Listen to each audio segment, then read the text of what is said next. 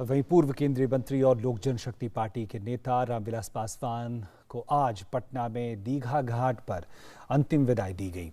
यहां गंगा घाट पर पूर्ण राजकीय सम्मान के साथ अंतिम संस्कार उनका किया गया। दिवंगत नेता को बिहार के मुख्यमंत्री नीतीश कुमार, केंद्रीय मंत्री रविशंकर प्रसाद, गिरिराज सिंह, नित्यानंद राय, उप मुख्यमंत्री सुशील कुमार मोदी सहित कई नेताओं ने श्रद्धांजलि दी।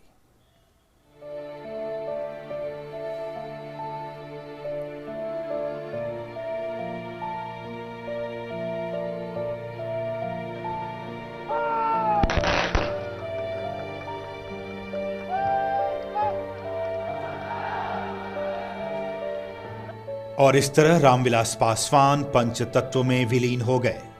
बिहार के कद्दावर नेता और केंद्रीय मंत्री रहे रामविलास पासवान का शनिवार को पूरे राजकीय सम्मान के साथ बिहार के पटना के पास दीघा स्थित जनार्दन घाट पर अंतिम संस्कार किया गया।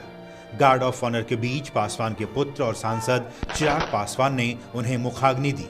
लोक जनशक्ति पार्टी के संस्थापक दिवंगत रामविलास पासवान के अंतिम संस्कार में दलों का भेद नहीं दिखा और उनकी अंतिम यात्रा में सभी राजनीतिक दलों के नेताओं की मौजूदगी दिखी। अंतिम संस्कार के दौरान दीघा स्थित घाट पर भारी संख्या में लोग मौजूद थे और रामविलास अमर रहे के नारे लगा रहे थे। काफी संख्या में लोग दीघा घाट पर अपने नेता की एक अंतिम झलक पाने के लिए पहुंचे थे। इससे पहले लोजपा के संस्थापक रहे रामविलास पासवान की अंतिम यात्रा जब शमशान घाट के लिए निकली तो सभी की आंखें नम हो गईं। दीघा घाट पर रामविलास पासवान के अंतिम संस्कार में सीएम नीतीश कुमार, केंद्रीय मंत्री रविशंकर प्रसाद, गिरिराज सिंह, नित्यानंद राय, उप मुख्यमंत्री सुशील मोदी सभी मौजूद थे।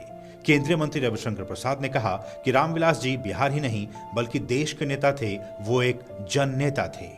रामविलास जी बिहारी नहीं देश के नेता थे, वो एक जन नेता थे। एक इतने साधारण परिवार से आगे बढ़कर 9 बार लोकसभा के एमपी होना, 2 बार राज्यसभा के एमपी होना, 6 प्रधानमंत्री का काम करना और बहुत ही योग्य मंत्री। मैं उनके साथ अटल जी की सरकार में कोयला खान राज्य मंत्री था।